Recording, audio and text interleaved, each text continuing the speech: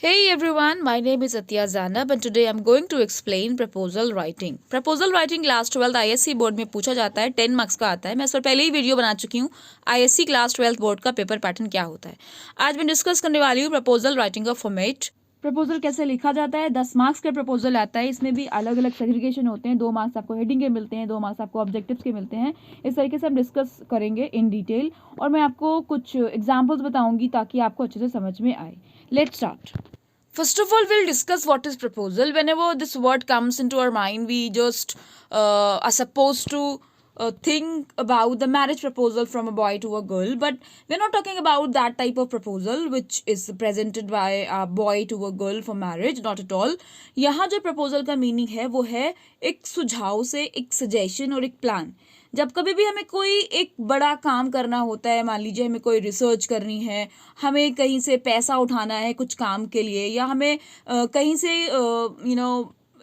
If I am running a business तो मैं चाहती हूँ कि मेरे कस्टमर्स बने और मैं होल सेल में कुछ करना स्टार्ट करना चाह रही हूँ, तो रिटेलर्स को मैं अट्रैक्ट करने के लिए एक पीस ऑफ राइटिंग लिखूंगी ताकि वो समझ पाए कि मेरे ज़रिए अगर वो माल खरीदेंगे तो उनको क्या क्या फ़ायदे होंगे। फाइन, तो एक तरीका कि किस तरीके से हम दूसरे को कन्विंस करें अपने किसी इवेंट को इम्प्लीमेंट करने के लिए, अपने किसी प्लान को एग्जीक्यूट करने के लिए। ठीक है, तो कई सारे ऐसे काम होते हैं जिसके लिए आप खुद नहीं इनिशिएटिव ले सकते हो, आपको ज़रूरत पड़ेगी किसी हेड की, किसी बड़े की परमिशन लेने की। ओके, तो ऐसी चीज़ों के लिए हम लोग बड़े से जो परमिशन लेते हैं, यानी कि अपना एक डॉक्यूमेंट लगा के, अपने डॉक्यूमेंट को फॉरवर्ड करा के उनसे कंसिडरेशन लेते हैं, इसी को बोला जाता है प्रपोजल।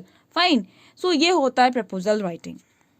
अब हम डिस्कस करेंगे कि प्रपोजल कितने तरीके के होते हैं। सबसे पहले आप देख सकते हैं रिसर्च प्रपोजल, यानी कि जब पीएचडी करने के बाद कोई रिसर्च करता है तो रिसर्च करने के लिए अलग अलग टॉपिक्स होते हैं।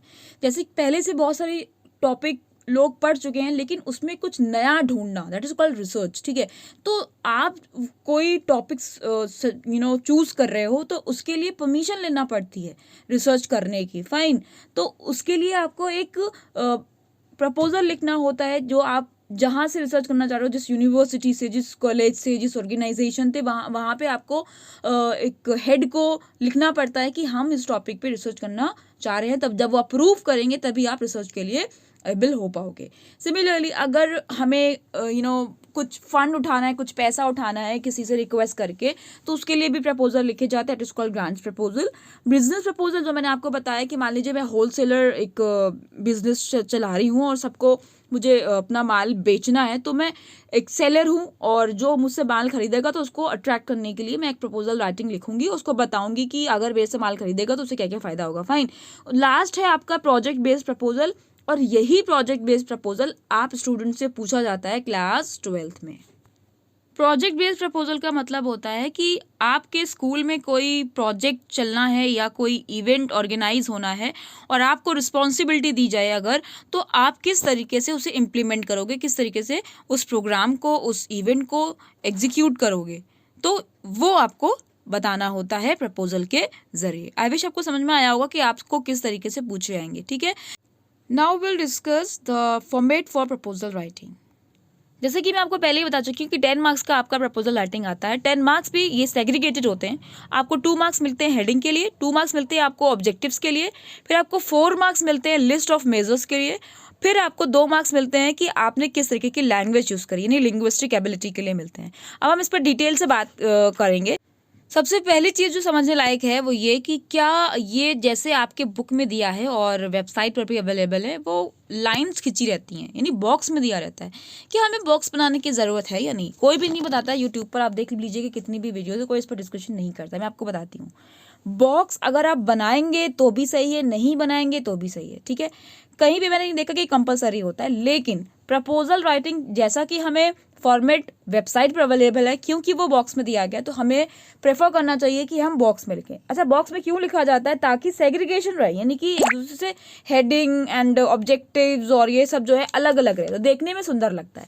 तो अगर आप बॉक्स में लिखोगे एग्जाम में तो that will be good for you. Fine, तो ये तो हो गया पहला डाउट। उसके बाद सबसे पहले आपको लिखना होता है जो भी आपसे पूछा गया है, proposal for what. For example, proposal for setting up a science club, proposal for setting up a cooking club, proposal for setting up a dance club. तो ये आपका कैपिटल लेटर में हेडिंग हो गया. ओके उसके बाद आपको 4 चीज़ें लिखनी होती है. Heading, objectives, list of measures और लास्ट में कंक्लूजन. हेडिंग में आपको बताना होता है क्या, यानी कि आप क्या करने जा रहे हो. ऑब्जेक्टिव में बताना होता है क्यों, आप वो क्यों करने जा रहे हो, उससे क्या होगा. और फिर आप लिस्ट ऑफ मेजर्स में ये बताते हो कि आप वो कैसे करोगे, कितने रूम चाहिए होंगे, आप किसी स्पेशल साइंटिस्ट को बुलाओगे या क्या करोगे. ठीक है, ये हो गया आपका लिस्ट ऑफ मेजर्स. लास्ट में आप कंक्लूजन दोगे कि हमें उम्मीद है कि आप हमारे इस प्रपोजल को एक्सेप्ट करेंगे. तो ये हो गया 4. अब हम डिटेल में बात करते हैं 1 बाय 1. तो क्या, क्यों और कैसे, ये याद रखिएगा. तो हेडिंग में हमको यहाँ पे जैसे कि साइंस क्लब खोलने को आपकी जिम्मेदारी दी गई है. तो आप क्या लिखोगे, to foster an interest in science outside the classroom and introduce the students to the wonders and relevance of science in their life. क्या मतलब है इसका. फोस्टर का मतलब होता है एनकरेज. देखिए 1 2 3 आप तैयार करिए और इसके अलावा कुछ भी आएगा तो भैया यही चिपकाएंगे आप. ओके यही कॉपी पेस्ट करेंगे एंड आप थोड़ा सा चेंज कर देंगे इसमें. ठीक है, फोस्टर का मतलब होता है एनकरेज, यानी कि बच्चों के अंदर साइंस के इंटरेस्ट को एनकरेज करना outside the classroom. What is the meaning of outside the classroom here. We know that बच्चे क्लास में तो साइंस पढ़ते हैं, लेकिन आप साइंस क्लब इसलिए खोल रहे हो कि आउटसाइड द क्लासरूम भी बच्चों के अंदर साइंस का इंटरेस्ट क्या हो, इनकरेज हो पाए. फाइन. एंड आप क्या इंट्रोड्यूस करना चाह रहे हो इस साइंस क्लब के जरिए, बच्चों के लिए साइंस के वंडर्स और साइंस को वो अपनी लाइफ में रेलिवेंट करा पाए. रेलिवेंट का मतलब क्या होता है, रिलेट करा पाए कि कहाँ कहाँ साइंस उनके एप्लीकेबल है. ओके कैसे रेलिवेंट है उनके अपनी लाइफ में. तो ये आपने लिखा, आगे लिखा वी ऐसा करने के लिए we propose to set up a science club in school. अब मान लीजिए इसकी जगह पे आपका ड्रामा क्लब आ गया. तो ड्रामा क्लब का हेडिंग लिखने के लिए भी वैसे ही लिखना है, टू फोस्टर करके, बस थोड़ा सा चेंज करना. आप यहाँ लिखोगे to foster the interest of students in dramatics. यहाँ पे आपको ड्रामा क्लब खोलना है तो आप बताओगे ड्रामेटिक्स. ड्रामेटिक्स क्या होता है, एक स्टडी है. जैसे कि अलग अलग साइंस होती है वैसे ड्रामेटिक्स का मतलब है, जैसे डायनामिक्स आप पढ़ते हो जिसमें आप काइनेटिक एनर्जी के बारे में पढ़ते हो, वैसे ड्रामेटिक्स का मतलब है कि ड्रामा के बारे में पढ़ना, प्लेस के बारे में पढ़ना, उसमें एक्टिंग भी सिखाई जाती है. ठीक है, तो इसमें स्टूडेंट्स का इंटरेस्ट आप इंकरेज करना चाहते हो. एंड होन का मतलब क्या होता है, होन मतलब होता है शार्पन, तेज करना, और उनकी जो लिटरेरी और एक्टिंग स्किल्स है उनको आप शार्पन करना चाह रहे हो टू देयर फुलेस्ट पोटेंशियल, यानी कि जितना उनके अंदर कैपेबिलिटी है वहां तक उनको लेके आना चाह रहे हो इस ड्रामा क्लब के जरिए. तो आपने देखा होगा हेडिंग में ज्यादा कोई डिफरेंस नहीं है, थोड़ा बहुत चेंज हो रहा है. अब हम वापस आते हैं ऑब्जेक्टिव्स पे. साइंस क्लब का हमें ऑब्जेक्टिव्स लिखना है. ऑब्जेक्टिव्स का मतलब क्या होता है, क्यों हम ये क्लब क्यों खोलना चाह रहे हैं. तो आप यहाँ बताएंगे science club will help students overcome there phobias regarding science, यानी कि अगर ये साइंस क्लब खुल जाएगा तो इससे क्या होगा, स्टूडेंट्स का जो फोबिया है, जो डर है साइंस के प्रति, वो क्या होगा, ओवरकम होगा. बच्चे उस फोबिया को हरा पाएंगे. ओवरकम मतलब हराना. And it will be instrumental. अब ये इंस्ट्रूमेंटल क्या होता है, इंस्ट्रूमेंटल का मतलब होता है helping to make something happen, यानी कि ये ही जो साइंस क्लब जो ओपन होने जा रहा है ये इंस्ट्रूमेंटल होगा, हेल्पफुल होगा, ताकि बच्चों के अंदर साइंटिफिक क्यूरियोसिटी डेवलप हो पाए. क्यों, क्योंकि साइंस क्लब में कुछ एक्टिविटीज़, कुछ प्रोग्राम्स होंगे, इसकी वजह से उनके अंदर साइंटिफिक क्यूरियोसिटी डेवलप होगी. तो ये आपने बताया कि आप ये साइंस क्लब क्यों खोलना चाह रहे हो, इसका मतलब आपने ऑब्जेक्टिव्स लिखे. अगर ड्रामा क्लब के ऑब्जेक्टिव्स लिखने होंगे तो हम क्या लिखेंगे, लेट्स सी. ऑब्जेक्टिव लिखने के लिए आप सिंगल पॉइंट भी लिख सकते हो और आप 2 पॉइंट्स भी लिख सकते हो ऑब्जेक्टिव में. आपने देखा होगा जो साइंस क्लब वाला मैंने ऑब्जेक्टिव बताया उसमें सिंगल था और यहाँ पे 2 पॉइंट्स में दिया गया. तो मैक्सिमम आप 2 पॉइंट से लिखा करो, इससे ज़्यादा नहीं लिखोगे. फाइन. तो जिस तरीके से आपने साइंस क्लब के ऑब्जेक्टिव्स लिखे थे, यानी आपने वहाँ क्या बताया था कि साइंस क्लब जो आप खोलेंगे वो क्यों खोलेंगे, इससे क्या होगा, क्या फ़ायदा है. तो यहाँ पे भी आपको यही बताना है कि अगर आप स्कूल में ड्रामा क्लब खोल रहे हो, बच्चों को ड्रामा सिखाओगे उसमें, तो क्यों, ऐसा क्यों है, यानी कि इससे क्या होगा, फ़ायदा क्या है इसका. ओके, तो वो आपको वहाँ पर हाईलाइट करना होता है. यहाँ पर जैसे कि आप लिख सकते हो कि understanding and interpreting dramatic text, यानी कि बच्चे जो ड्रामा पढ़ते हैं, आपको पता है कि 9, 10, 11, 12 चारों क्लासेस में एक नॉवल लगी होती है, वो नॉवल ड्रामा ही होती है. तो जब बच्चे ड्रामा को पढ़ते हैं तो क्लास में इतना समझ में नहीं आएगा. अलग से अगर ड्रामा क्लब खोला जाएगा तो इससे बच्चों को सिखाया जाएगा उसमें क्या, कि वो किस तरीके से ड्रामा के टेक्स्ट को पढ़ के उसको अंडरस्टैंड करें और उसको इंटरप्रेट करें. इंटरप्रेट का मतलब उसको कैसे एनालाइज करें कैरेक्टर्स के जरिए, उसमें जितने कैरेक्टर्स आ रहे हैं. ठीक है, और देयर बाय मतलब इन दैट वे, और इस तरीके से उनके अंदर क्या डेवलप होगी, क्रिटिकल थिंकिंग डेवलप होगी। और क्रिटिकल थिंकिंग क्या होती है, अब आप सोचोगे तो क्रिटिकल थिंकिंग का मतलब है क्रिएटिव थिंकिंग, यानी कि वो क्रिएटिव बनेंगे उससे, और कल्चर और आर्ट्स को अप्रिशिएट करना स्टार्ट करेंगे। इसकी वजह से उनका जो कम्युनिकेशन और इंटरपर्सनल स्किल्स हैं, क्योंकि क्रिटिकल थिंकिंग के अंदर बहुत सारी चीज़ें आती हैं कि इंसान कॉन्फिडेंट हो जाता है, इंसान को बोलने की तमीज़ आ जाती है, कैरेक्टर्स को एनालाइज करना आ जाता है, तो इंटरपर्सनल स्किल्स, कॉन्फिडेंट हो जाएगा बच्चा ड्रामा क्लब से। तो ये सारे आप ऑब्जेक्टिव्स लिखोगे ड्रामा क्लब में। बात करते हैं लिस्ट ऑफ मेजर्स की। लिस्ट ऑफ मेजर्स में क्या बताया जाता है कि आप वो क्लब को खोलने के लिए कैसे सब इंप्लीमेंट करोगे, क्या क्या आपको जरूरत पड़ेगी। सबसे पहला पॉइंट बताया जाता है रूम के लिए, हमेशा ध्यान रखिएगा, ठीक है। तो सबसे पहले पॉइंट बताया जाता है कि आपको कौन सा रूम लेना होगा।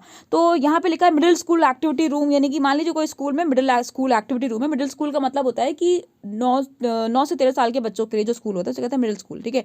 तो middle school activity room use किया जाएगा साइंस क्लब मीटिंग्स के लिए या एक्टिविटीज़ के लिए। दूसरे में आप बताओगे कि टाइमिंग क्या क्या रहेगी उसको सिखाने के लिए, तो आपने टाइमिंग बता दी।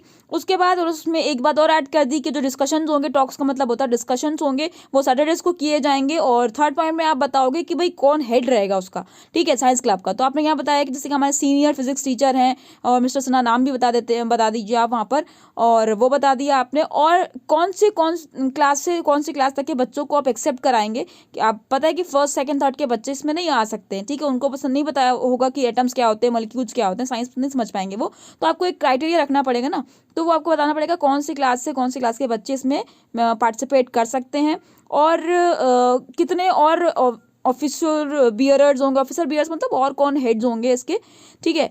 फिर उसके बाद आप बताएंगे कि फीस लगेगी, ऑब्वियसली फ्री में तो साइंस क्लब खुलेगा नहीं, तो एक बच्चे की कितनी फीस होगी पूरे साल की, वो आप फिक्स करके यहाँ बताएंगे। उसके बाद आपको थोड़ा सा अट्रैक्टिव बनाने के लिए कुछ चीज़ें बतानी होंगी, जैसे कि आप लिखोगे क्लब में बड़ी सारी एक्टिविटीज़ कराएंगे, आप साइंस फेयर्स लगवाएंगे, रोबोट मेकिंग सिखाएंगे, स्लोगन्स पोस्टर बनाना सिखाएंगे, डॉक्यूमेंट्रीज करवाएंगे एंड सो ऑन। तो आप थोड़ा सा ये पॉइंट भी आप डालोगे। तो आई विश आपको लिस्ट ऑफ मेजर्स समझ में आया होगा। लिस्ट ऑफ मेजर्स अगर बात करें कि हम ड्रामा क्लब के लिए लिस्ट ऑफ मेजर्स क्या लिखेंगे, तो लेट्स सी। इसमें भी सबसे पहले आपको ये बताना होगा कि आप कहाँ पर एक्टिविटी करोगे। यहाँ पे भी रूम के बारे में बात की गई है। तो रूम नंबर 1, जैसे वहाँ आपने बताया था मिडिल स्कूल एक्टिविटी रूम, यहाँ आपने रूम नंबर 1 बता दिया, तो इट्स अप टू यू, आप अपने आप से चेंज कर सकते हो।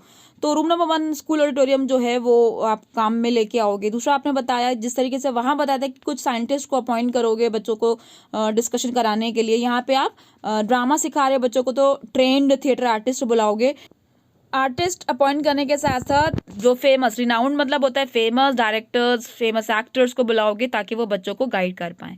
चौथे पॉइंट में जैसे कि वहाँ आपने बताया था कि रोबोट मेकिंग, डॉक्यूमेंट्रीज, कॉम्पिटिशन ये सब कराएंगे, तो यहाँ पे भी आपको बताना होगा कि स्किट्स उसे कहते हैं शॉर्ट फनी परफॉर्मेंस और a piece of writing that mimic something to show silly, fine. तो वो बच्चों को सिखाना और स्टेज प्लेस कराना, नुक्कड़ नाटक कराना, ठीक है, inter house inter school drama competitions भी कराना। तो ये सारा काम किसका होगा, ड्रामा क्लब का होगा।